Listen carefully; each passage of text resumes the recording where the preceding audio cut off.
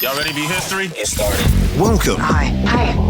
Hello, everyone. To the Pro Audio Suite. These guys are professional. They're motivated. With Tech to the VO stars. George Whittam, founder of Source Elements. Robert Marshall, international audio engineer. Darren Robbo Robertson and global voice. Andrew Peters, thanks to Tri-Booth, Austrian audio, making passion heard. Source Elements. George the Tech Whittam.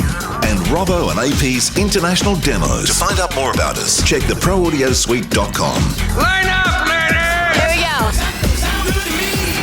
And welcome to another Pro Audio Suite. Thanks to Tri-Booth. Don't forget the code TRIPAP200 to get $200 off your Tri-Booth, and Austrian Audio, making passion heard. And I should just say there is something heading its way towards me that's new from Austrian Audio. Can't say anything yet, but we'll be giving that a whirl in weeks to come. And I'm a little bit excited. I want to know. Can't tell you. Now I'm going to wonder that. I'm going to be completely distracted for this whole episode now thinking about that. Robert's just going to keep coming up with random ideas through the episode. Yeah, exactly. Going, is it? Yeah. Does it sound like? Can you get it at CVS? Yes, you can. But it's under a plexi lock and key. You have to get them to come and open it up for you. Is it chocolate colored? And there are no buts about it. But anyway. Oh, dear. You had If to be only there. you could be on the beginning of the shows. Seriously. But anyway. Maybe we should do that for a, We should put that out of the episode the instead of Patreon, this. But anyway. You want to hear the weird shit? Pay some money. You'd like give to some get cash. that joke. Yeah. Patreon. I mean, the nice bit there is, we're now talking about hearing things late. So there you go. That probably sets us up. Oh, for the it does episode, indeed, right? because the latency is, well, I mean, everyone kind of knows what latency is, but really, do we know what latency is? Well, I think a lot of people are confused about what is latency, delay. Well, let's start with what it's not. It's not echoing back. Yep. no. Well, Right. it kind of does. I mean, I guess, because, if you're late, you can sort of hear it ringing in other people's headphones and stuff. Right. Echoing back is caused by latency, but latency is not No. echoing back. Latency is what? In its most basic form, latency is the time it takes your audio signal to go through your system to be processed digitally. Sometimes it might be sent to another machine and come back, and then it's got to go back into whatever it is you're using and then go back out. So it's the time it latency takes is time. for that process to happen. Yeah, latency is the time for a process to take place. Yeah, exactly. And Like sometimes for me to understand what you just said. Yeah, so look, the most- biggest place I notice it is on Source Connect sessions when I'm working with maybe doing a voiceover demo with or recording someone in the States, right? Because it's got to get to me from the States, and Source Connect's got to do its thing, and you can talk more about what happens there, Robert. And then it's got to go from me. I've got to sort of respond, and then it's got to go back through that same process back to Right. yeah, that's guy on so the- that's a round trip. So That's the a round trip latency, yeah, that's latency. The classic latency joke is the guy who's like at the the war correspondent out in the field, and the control room says like, "What's it like out there?" Oh, Yes, Katie. Yeah. It is really awful out here. If they're on a satellite KU band, it's going to be a 3 or 4 second delay. Right. Yeah. So what sort of things are happening inside a plugin? Let's talk about, for example, inside Source Connect, without giving away any trade secrets. Why does, for me, it's, I would sort of think, well, it's only got to sort of shoot through this, this Sure. computer thing. Why does it take so long to get through there? So there's latency all over the place. Even if you've ever connected your audio interface and you hear yourself, like some computer software lets you monitor yourself through the software. And when you do, you might hear a little shadowing or a very quick, very, very short echo of yourself. A musician would call it a flam. Well, Pro Tools is a classic example of this, because unless you use low Sure. latency monitoring in the native version, you have all It'll sorts of monitor issues. through. Yeah. Right. So then you're going to hear yourself through all the buffering that occurs where your audio interface collects the data. That's one process in the audio interface computer. It hands it off to Pro Tools. Pro Tools records it. Maybe Pro Tools even has to pass it through a few plugins that you have on that channel. That's also more time to process those plugins. And then out it goes back to your headphones. So every DAW has usually some sort of buffer. And it's the classic thing where if you lower the buffer, you're going to have less latency. It'll sound like you're having less of a flam. but then you're going to make it less stable because the computer has less time to apply to do all these processes that it needs to. And if it can't get them all done in time, depending on how the software handles it, it might just stop what it's doing and throw an error message up and say, "Oh, I had an error." Or it might not throw the error message up, but it might make all the audio sound like garbage. It just depends on how the software decides to handle that state. So there's time it takes just locally to get the audio into your computer and then into the software, be it Pro Tools or Source Connect or Zoom or whatever it is. It has to digitize the audio. So it has to convert it from a voltage to a digital signal. It then has to take that digital signal, get it into the computer software. Into the computer software has to do something with it. EQ, compression, who knows. In the case of Source Connect, what it's doing is it's taking that audio data, which is a lot of audio data, and it's putting a data compression on it. That's not like audio compression in terms of dynamic range. It's compressing the audio to remove what it knows you can't hear as a human so that it can then send less data without losing audio quality across the internet. So that time it takes to compress the audio data-wise takes only a few milliseconds, 20 milliseconds actually or something. I think it might be less. I think it's 20 milliseconds to compress it and to decompress it. The real time that, no pun intended, that occurs is in hauling it over the internet. So there's a few other steps that Source Connect has to take before it gets it on the internet. It then has to take chunks of that audio and it has to chop it up into what's called the packet. Think of that as like it has to put the audio in a box so that box can be sent over the internet. Because the internet doesn't work in continuous streams of data. It works in packets or chunks of data. So you have to take your audio that's rather continuous, chop it up into chunks or packets, and then send those packets across the internet, receive those packets. And so when you receive the packets, you have to have another buffer because you need to make sure that you get all those packets in order. When you start sending them out, you don't know how they're going to go across the internet. And sometimes some of them might take a slightly different route depending on how the internet's self-deterministic, how it decides to deliver data from point A to point B. So the buffer on the receiving side is what gives the system time to make sure that it has all the packets in order so that it can play them out without a hiccup or a dropout. And then it receives all those packets, gets them in order, plays them out, decompresses them, and then reverses everything. So it decompresses them, makes them the big string of audio, hands that to your audio software that's playing it out. Again, in this case, it's Source Connect, off to the audio card, which has a little small buffer in it, and then out to your headphones. So all of that, depending on where you are, can take a varied amount of time, anywhere from 300 milliseconds to possibly around a half second or so. So with the internet, because we always assume it's like point A to point B, and that's it. There's nothing in between. But it doesn't work that way, does it? Because sometimes it'll veer off and head off some other direction. Right. So there's all the way the internet works is there's these many different. It's a series of tubes. There's many different internet service providers out there. And they all do what's called peer together. So what makes the internet work is that all providers on the internet have to peer with each other. And this is where you get your issues with net neutrality and whatnot, because they should all deal with each other's data with the same priority, but they don't necessarily do that. They really give all of each other the lowest priority technically. So for example, AT&T, if it has data from its own network, it's going to pass that data to the next hop before it passes data from, say, T-Mobile or Verizon. So the internet's built off of these many different providers. In the United States, you have what's called tier one tier one providers. And usually at some point, if you're connecting from one carrier to another, at some point you end up going down all the way down to a tier one provider and back up. So many local carriers might be many tiers up from a tier one.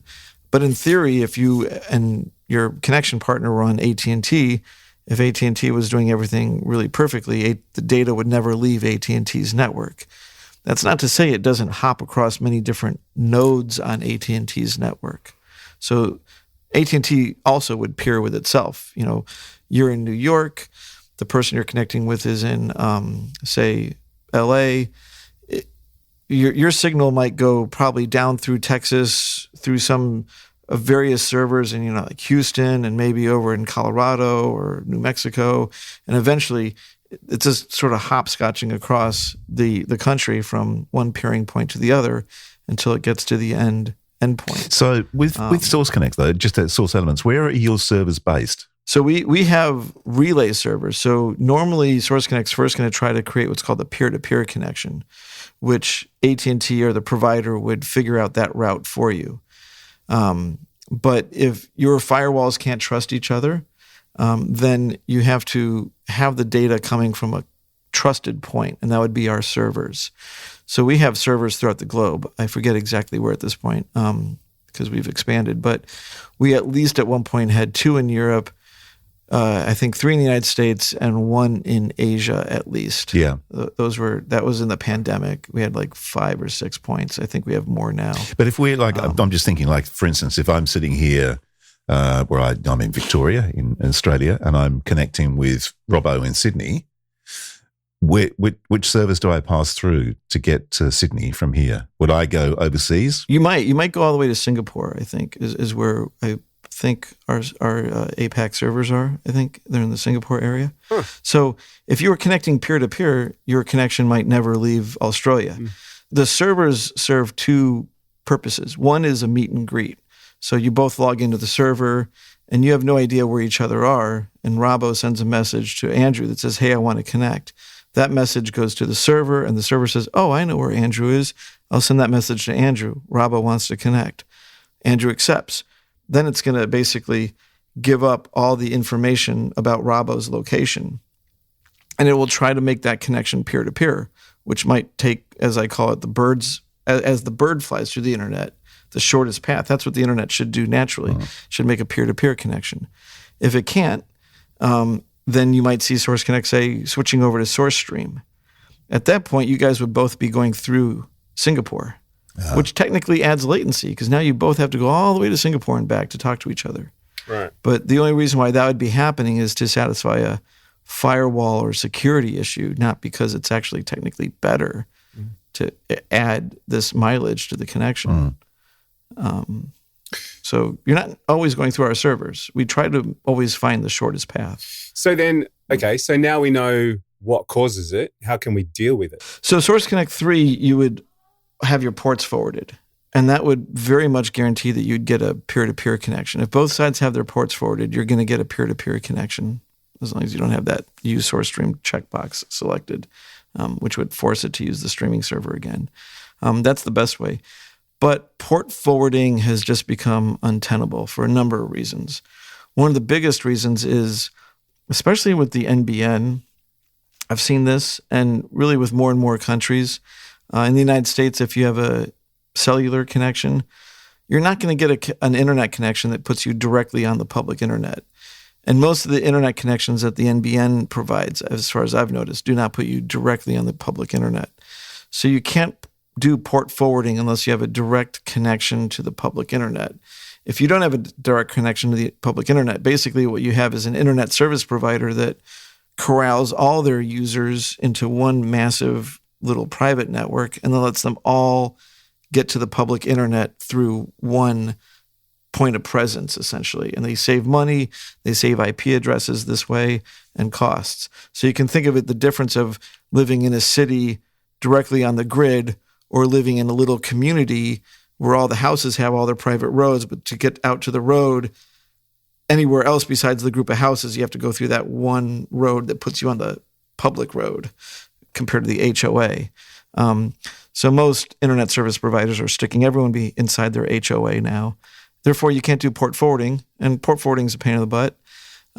Usually, Source Connect can try to figure its way out of those networks and still establish a peer-to-peer connection even without a port forward, but it's not guaranteed because a lot has to do with, it gets really technical, but essentially a really strong firewall or router would realize that it's having a conversation with our server, and that's using a port.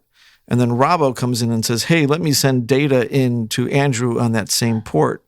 And a good firewall would say, Yeah, see you later. I'm not falling for that. Like you're not the person I'm talking to. Whereas a weaker firewall would let us kind of like stick our foot in the door and then let Robbo in through that same port.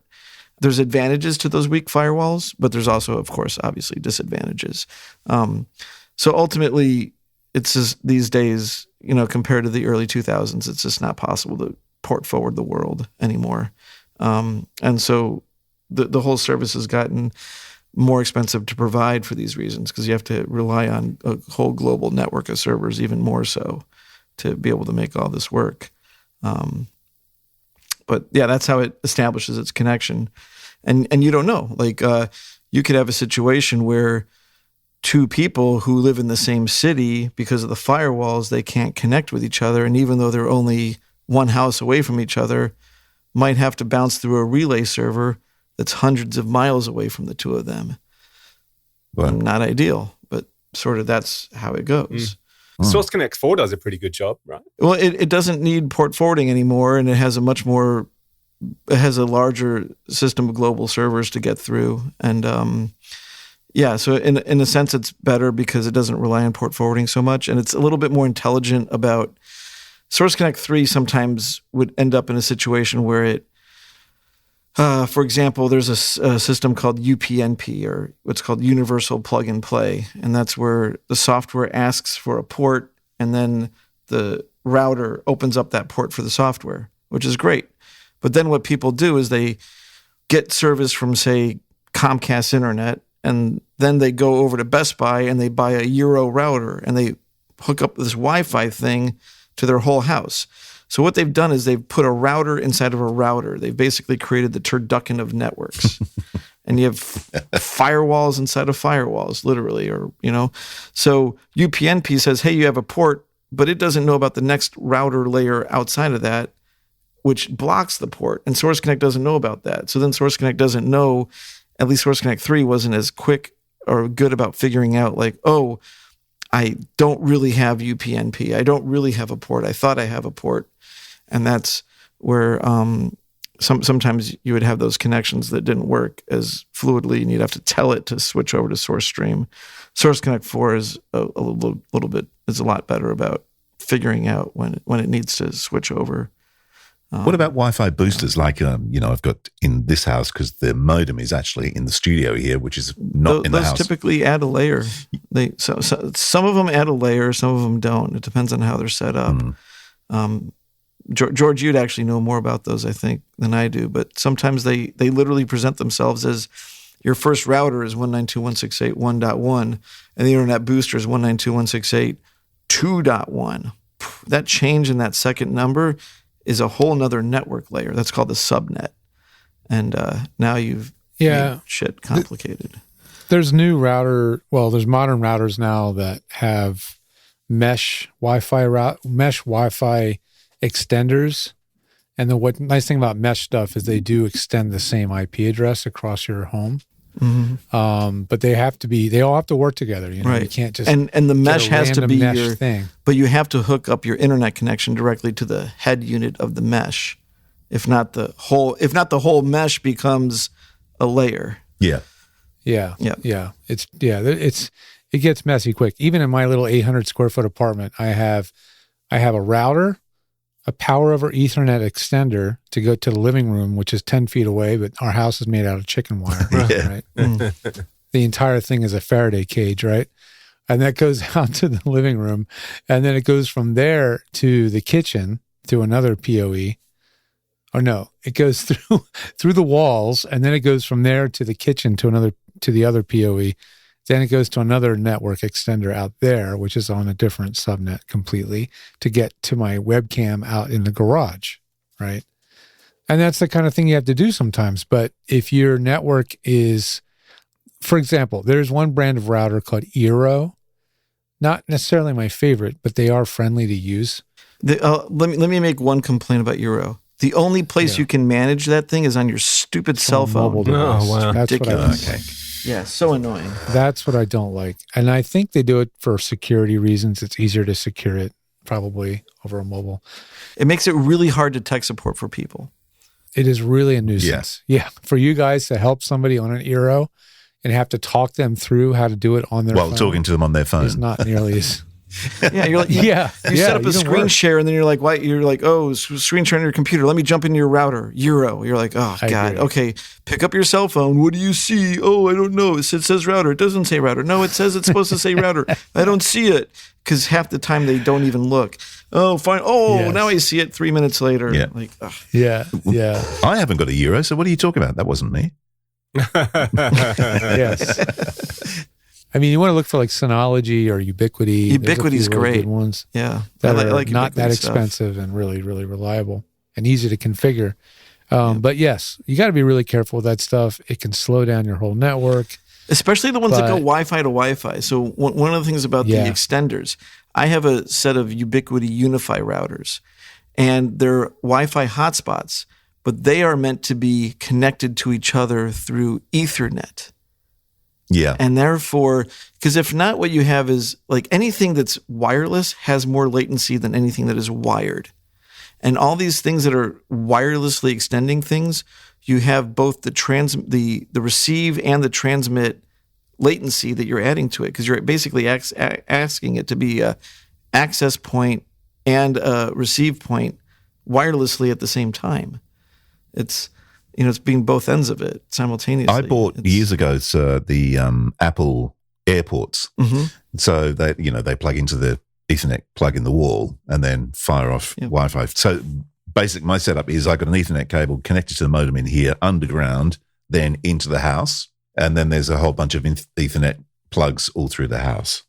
Nice. Nice. Yeah. That's what happens when you build your own house, right? That's right. Yeah. Exactly. Exactly. Mm-hmm. Yeah.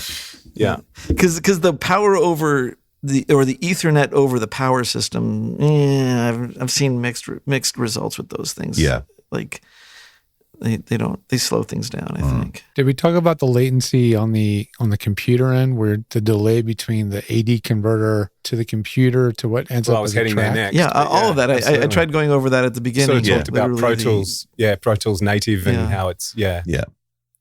That really matters for people playing in sync, right? Like mainly music. Like if you're trying to play virtual instruments, synthesizers, all sorts of layers, and have everything line up so you don't have to manually. Or if you want to record to vision. Yeah. Well, I mean, like one thing to be really clear on is like what is latency that matters and doesn't matter. So if you're looking at lip sync, you can have a little bit of tolerance there. 20 milliseconds isn't going to make something look out of sync.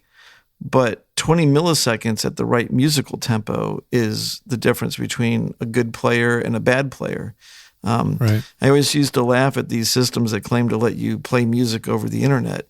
And when you would go companies. Yeah, there's such, that. excuse me, but bullshit. So you'd read the manual, and at some point it would say things like, once you get it all hooked up and you've driven all your drivers down to the lowest latency so everything's as unstable as possible, you will get used to playing with latency, and it works better with slower tempo music. It works better if the other band members are in your house. Yeah, it works better if no one has a sense of time. What about Ringo Starr, right? Ringo Starr's inbuilt latency gave him a name as one of the world's greatest drummers because he's naturally left-handed. That's called feel. Yeah, and his grandmother made him learn to get right, but it took him longer to get to the snare drum because of the way he learned to play the drums, and it gave him that natural swing that everyone goes, Ringo's a fucking genius. Yeah. But it was like it was just a inbuilt latency that happened. But here's another point of latency. Why do orchestras have conductors? Because again, at the right tempo, the amount of time it takes for the double basses on one side of the orchestra to hear and see what the percussionist is doing on the other side of the orchestra is a musical time value. It might be a 64th note, but it's there. Speed of light, conductor waving their hands, now you can get everyone to play in sync.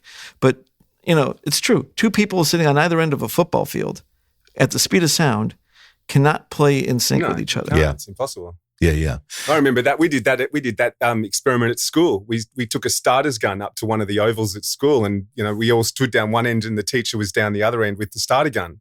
And you saw the smoke before you heard the sound. Yeah.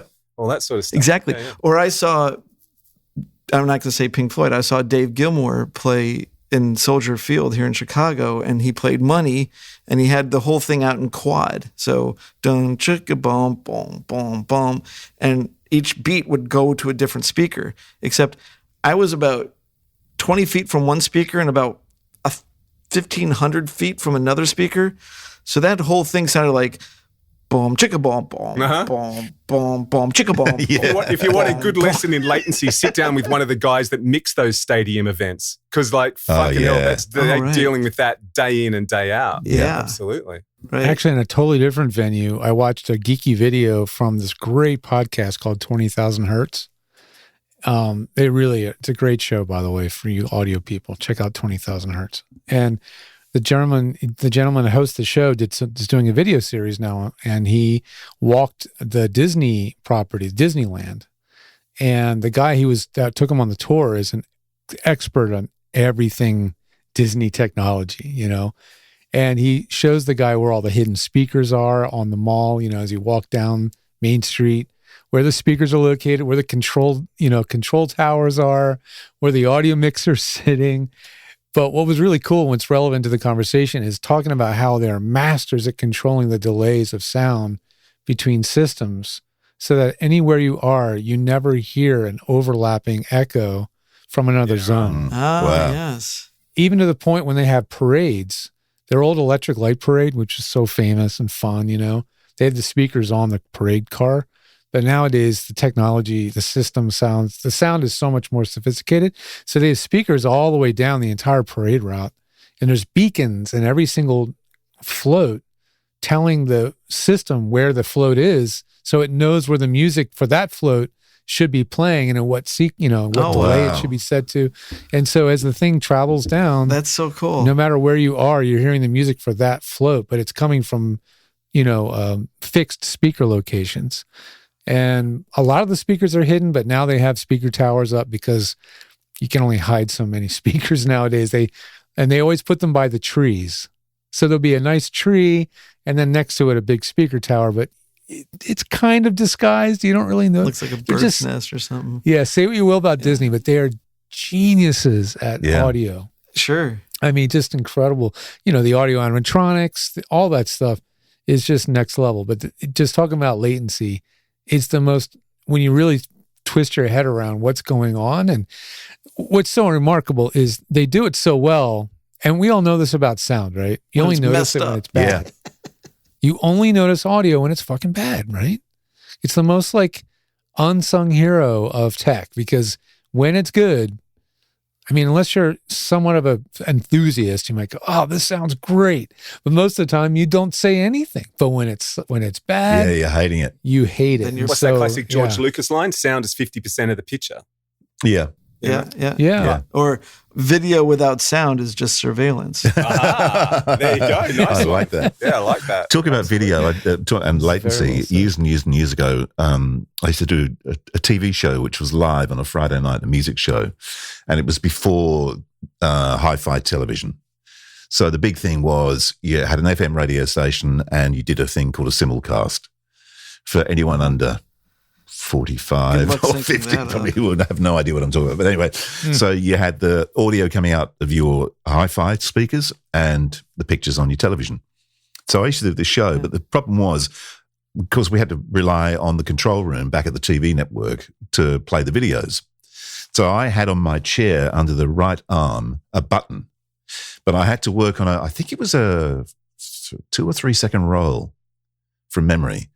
So when I'm doing my spiel, I had to work out, backwards 2 or 3 seconds before I finished. So I could press the button, which alerted the guys in the control room to roll tape. At a time. To roll tape because they had a 3 second roll. No way. 3 second roll in, and then. It's like the engine room in a ship. You push the throttle forward and then downstairs, the light comes on full steam, and then it fire up the steam. I used to have to deal with the first version of Source Live, like back in 2014, the latency to get a broadcast that wasn't peer-to-peer, it would take like 3 seconds. So I'd talk to my clients and I'd say, okay, well, here's that thing that you asked for. It's, like I lowered the audio, I lowered the music, I raised that, I got rid of that P-pop, I hit play. There that play button is. I just slammed the button and say a few more things and then it would play. So hopefully when I said, here it is, it would start, but I really had hit play like a second and a half or 2 seconds earlier, trying to make it seem like It's like my Subaru trying to pass a car on the freeway with the seatbelt. I'm like, I think I'm going to pass this guy in a minute. I'll slam the throttle to the floor and wait for the A 1980s turbo car where you hit the throttle, nothing happens. All of a sudden, you That's right. turbo lag. Yeah, they should call it turbo latency. Yeah, it was actually. What was it? Turbo lag, wasn't it? That's what they called it. Yeah, turbo lag. Yeah. Yep. I tell you what, this discussion does shine a really good light on AP. 1996 or 97 it would have been. I was still at Triple M and we did a triple cast, right? Not Yeah, I just a remember simulcast. that. We did a triple cast. There was an Australian band called Boom Crash Opera, who are still around now. They're actually touring at the I moment. remember them. Right. Yeah. Well, we had a TV show, a national TV show called Hey Hey It's Saturday, which was on at Saturday night, and it was like a national icon. So we got Boom. So the Triple M network lined up with Hey Hey It's Saturday, and we did a triple cast. We had a band member in each state, each capital city. So I think Dale Ryder was at Triple M in Sydney with me, and there was the guitarist in Adelaide, the drummer was somewhere, blah, blah, blah, blah, blah. And it was when the internet was first starting up, and they played live on TV, on Triple M, and on the internet. So you could tune in and listen to them playing on the internet, and they were all in a different state. So we're talking back then, dial-up connections, all that rubbish. Wait. right? The musicians were in three different The places. musicians were and they all, there was playing how many together. band members? 4 or 5 in Boom Crash? 5. Pleasance had gone by then, so it would have been 4, I think. Yeah, but anyway, so yeah. No, mate, it's on. I'll tell you what, it's on. You can watch it. It's on YouTube. If you want to go and watch it, I'll stick the link. They had to have been playing to a click that was synchronized from a central point. There's no effing way. Don't forget, they were listening to the TV feed to hear each other. They They're all weren't listening to each other same- across the internet, but it was Correct. They're all broadcast. listening to something that has. It was on all 3. Yes, right. I tell you, Broadcast terrestrial broadcast. But still, I mean, you know, Yeah, it back then, Yeah, that was a big thing. that's pretty cool. well, you were there, Okay. Robbo, when Geldof used to come and do drive in Triple M in Perth. Sydney. In Perth, yeah. And he, I got a call from a record company girl. I was talking to her, and I said, "What are you up to?" She said, "I'm at lunch with Liam O'Malia from Hot House Flowers." I went, "Oh, well, he's Irish. Why don't you come in and he can get on air with Geldof?" So he did, and then they end up doing a song. Remember, they did a live Yeah, song, which I was do a vaguely Tim remember Buckley that. song, and I wish I could remember what it was. But Liam O'Malia played keyboards and sang. Charlie Musselwhite was on harmonica. Can't remember the guy's name who was playing guitar. And I think Geldof sort of wandered it out playing the bow roll or some weird shit. But Liam O'Malia, the headphones didn't work and we were going live to air. So he played the keyboards. He couldn't hear the keyboard and he sang. Oh, wow. But he played the keyboard, Wow. didn't miss a note without Wow. even hearing it. Yeah. That's a Pretty- musician. That was amazing. Wow. Mr. Beethoven. Some of those guys. So- Yeah, I mean, I have one last latency story too because it ties into radio again. When I did the Eagles football broadcasts, we were simulcasting because it was television, but we were on the radio, right? And it's not technically a simulcast, but the fans in Philly and in the Philadelphia area wanted to hear our announcer. You know, Yeah. they wanted to hear the hometown announcer, right? So it's very popular to turn down the television and turn up the radio. Right. Talk about sync problems. What often happened was we were ahead of the broadcast, television yeah. broadcast. Yeah, right. And so we would get calls from the fans calling in the station saying, "You guys are ahead of the TV, man." And then we'd have to call into engineering, and they had a delay control, you know, back at the Yeah. at the station. They'd add a second, 2 or 3 of delay. So that when you listen to the game, because you didn't want to hear Mel go, "It's a, fumble," and the guy's still running, so you're like, "Oh, "It's going to be a fumble." Oh shit, fumble! You know, Change my bet. yeah. So we would have to deal with that, and add the Well, delay. if It you was watch the pretty Formula funny. One coverage, you'll see that all the time because they'll cross the garage of whatever team, and you'll see a screen in the background which is showing something that you saw about 4 seconds ago, and then it will click to the guys in the in the garage on the pit lane. 2 more places where latency comes up. Number 1, you buy these in-house like Sonos speakers, and they are having to synchronize the delay throughout your house so that you walk upstairs and downstairs and you get somewhat of a continuous experience without getting an echoey sound when you're standing between two zones. That's one, and that's very hard to do, especially because you're dealing with physical space. At some point, you cannot actually compensate for this. You can only, one thing to be really clear about, you can only compensate for latency from a point of perspective. And you can only compensate latency by adding latency. There's no time travel. Like people are like, latency compensation. Like you can't speed it up. You've not invented time travel yet. Yeah, you can't go back in time. So that's one place. The other thing that's interesting with latency, you might remember with landline phone calls, they were quicker. And now everyone is so used to latency on the phone network with cell phones that the funniest thing that I've realized actually is that recently I've been on a few phone calls and Source Connect beat the phone call. Yeah. Yeah, right. Which was really interesting. Oh, wow. But everyone now is just culturally used to much higher latency conversations than we used to in the 80s with wired telephones across the whole world. Except when you were doing now it, you're like, going through these. I can still remember though, back in the 70s and 80s, because I'm London, that fucking Sydney old. or something. You'd be doing an international call. It'd be like, "How are you? Are you there? Yeah, good. Oh no, hang on, sorry." And then everyone's talking over one another, and it's costing loads of money. And Yeah. God, Jesus, like a phone call, a half-hour interview at a radio station, it cost the station like $200 or something. yeah, ISDN lines. God, Yeah. Fucking hell. Anyway. God, yeah. Oh, yeah. God forbid someone forgot to hang up the damn ISDN box. Yeah. Over the weekend, we did that when we were just testing Source Connect, and we were doing some latency tests because APT, for example, is a codec. We were talking about compression and decompression.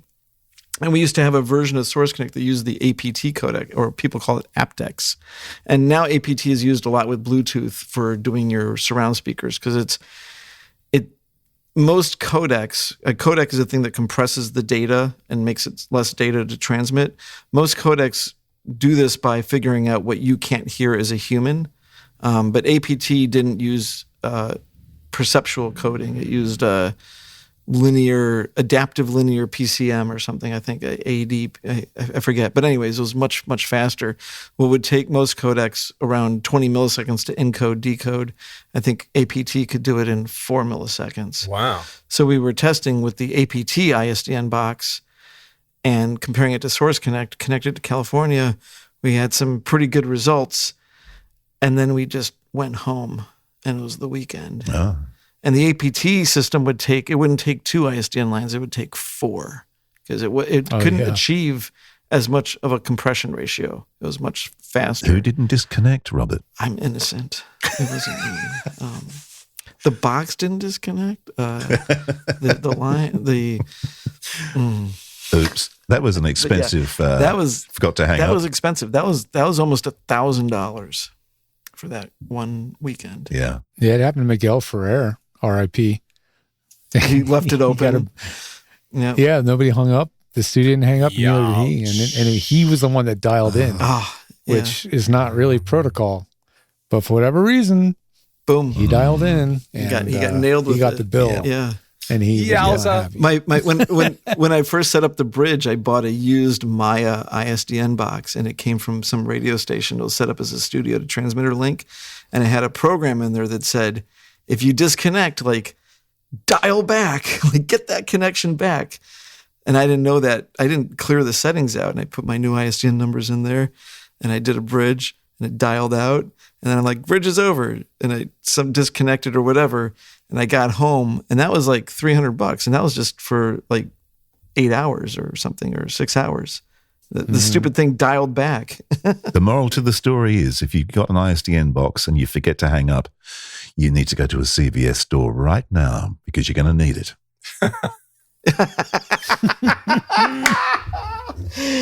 And there's the out. It's literally. Well, that's the in. That's the Is in. that the in? It's both.